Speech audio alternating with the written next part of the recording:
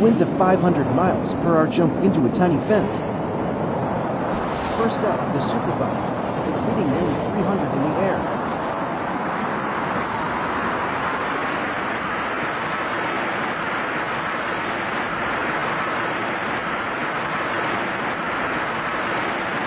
Wait for it. Oh, it completely disintegrated. That's a massive fail.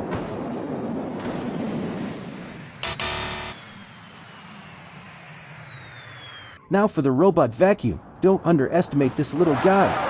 It's hitting almost 500 miles per hour off the ramp.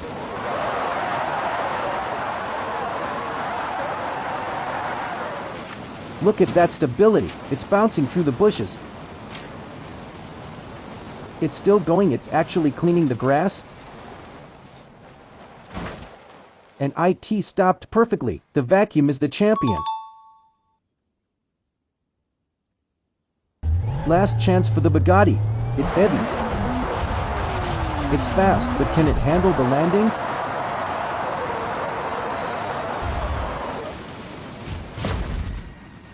Ouch, the nose is gone, the roof is crushed.